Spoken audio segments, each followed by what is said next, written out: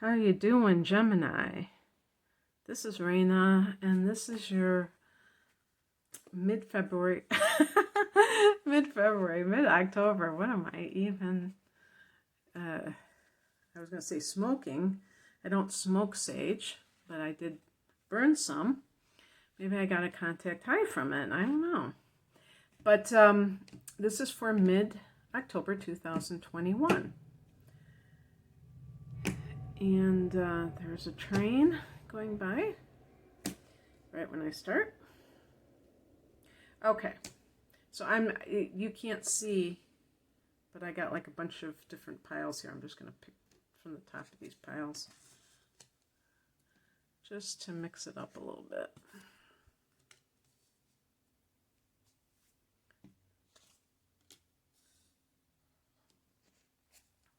Okay, I'm going to take these two cards because they seem like they wanted to come out together. Let's put these babies way up here. So they're sitting pretty.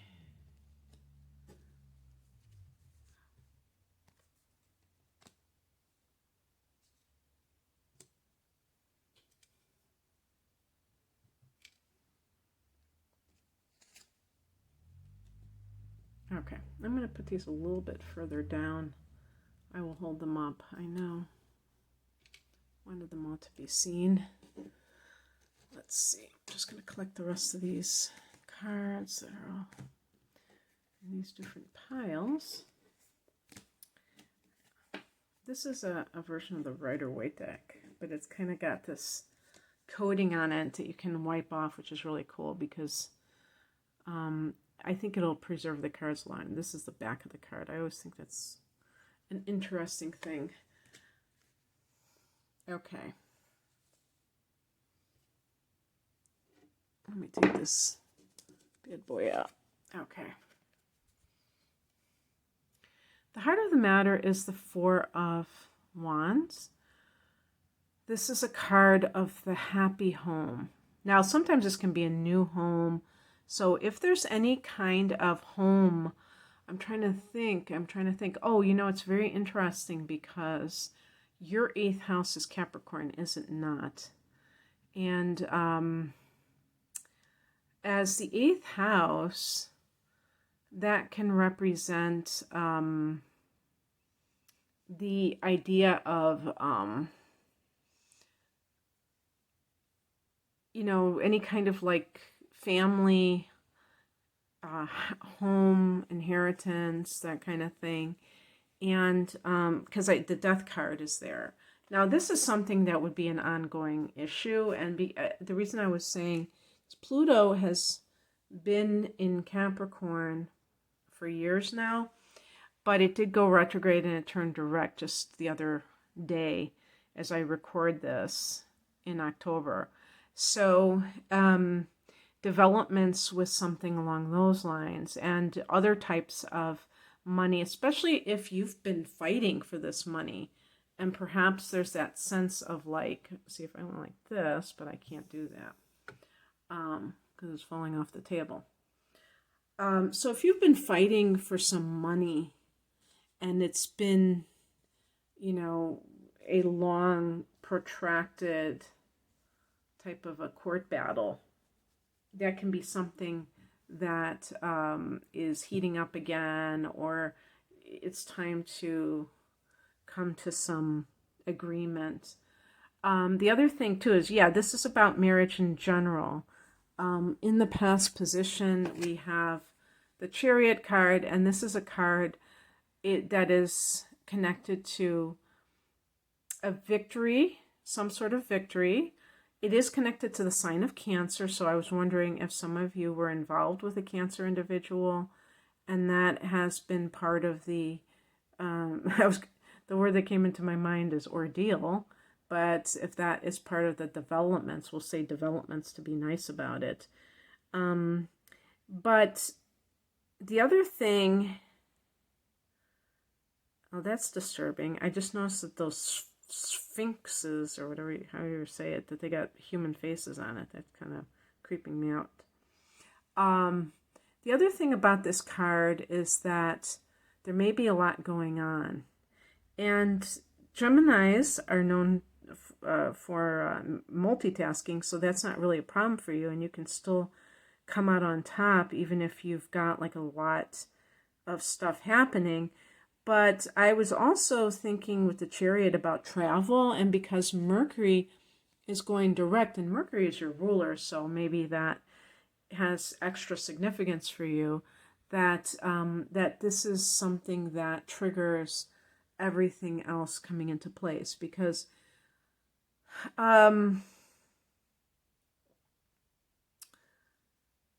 yeah, because if I look at the higher message of this situation, whatever this is, the Four of Wands to you, is that we have the Death card. So what it could be is that there is something that you might view as a victory, an example, and this is something that I witnessed personally with somebody else, is this idea, let's say you bought a house with your spouse and you're trying to make them happy.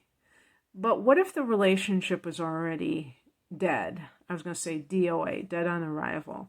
What if it was maybe not on arrival, but after a period of time, the relationship just has not been what it's supposed to be?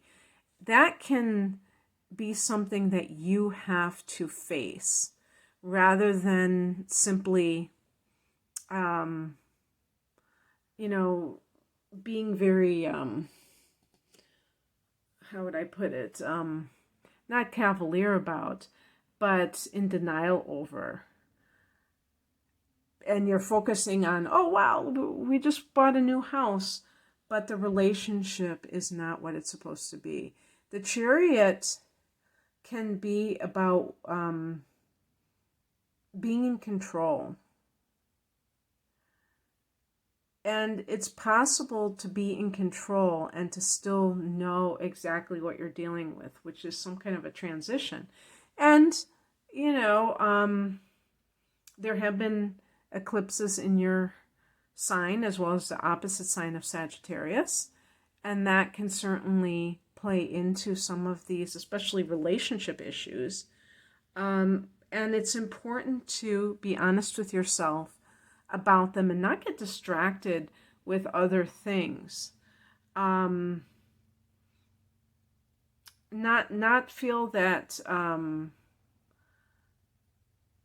like let's say that you want to buy a house overseas, then you have to deal with the change that is so profound, because you'll be just leaving, maybe you're leaving your homeland and moving somewhere else, and you might underestimate how deeply it will affect you, because sometimes Geminis are out of touch with their feelings. And this can apply even if you have a moon sign in a water sign, because you might go into these periods where you're very emotional, but then you kind of say, oh, enough of that, and then it's like kind of two extremes. Now, two cards came out as the challenge card. One of them is the Ace of Cups, so some kind of delays with new love and new beginnings with something creative, something like that's something that you really want. And then the Knight of Pentacles in the challenge position. This is a card associated with Taurus specifically, but it's possible because timing wise this might have something to do with the lunar eclipse that is happening later in November, like a month from now, because it's happening in your 12th house, Gemini. And because it's happening in this very isolated, place, this can have a profound effect on you from a karmic level, and this can change you. But it may also, it's interesting because the Death card in that top row can be dealing with, in some cases, if you have had a death in your family, a marriage that has ended, something that is over with, that you're dealing with that, and that's outside of you. But the lunar eclipse in Taurus, I think that is going to be an internalized affair. And yet, because of it, it can change the way that you even think about other things in your life. So you might underestimate all these things. I feel like with anything to do with a home or domestic situation, a marriage, what have you, is that one thing that just came into my mind, if someone is a widow or widower and they get remarried and they underestimate how the death of their former partner has really the absence of that person, what it has felt like. Because you may, again, be out of touch with your feelings and not know that it really impacted you. Maybe you acted hastily afterwards and wanted to get with somebody new. And that a lot of times can lead to not really processing those emotions.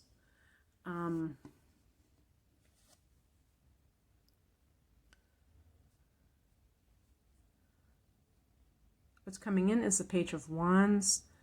Start spreading the news. How many times am I going to use that as the title? I don't know. But this can be a message that you receive that turns around everything that has been happening that has been unsatisfactory. This can be good news coming your way. And because it's not, see, I don't look at the death card as something negative. I see it as an exciting transformation, okay? I know some people, they get freaked out when they see the death card or the tower, and I don't feel that way anymore. I think I used to.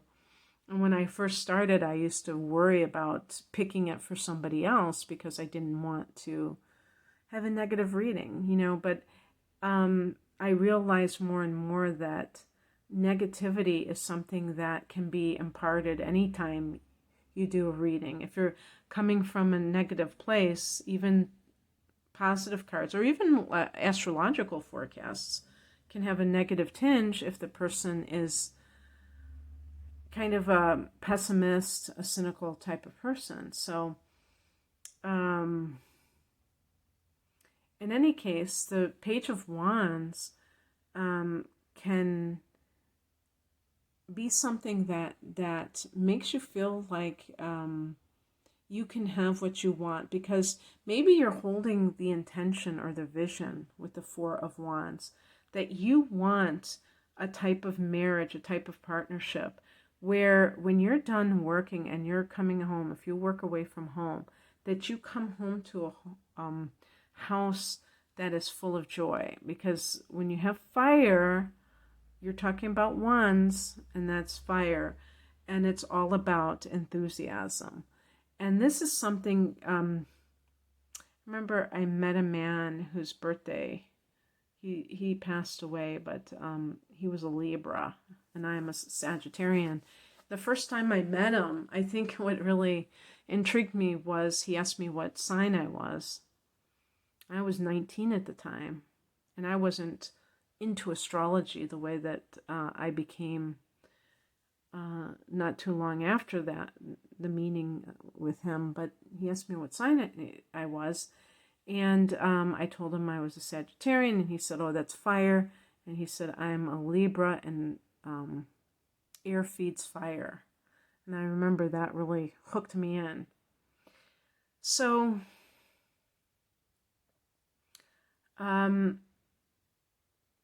what I would say about this is,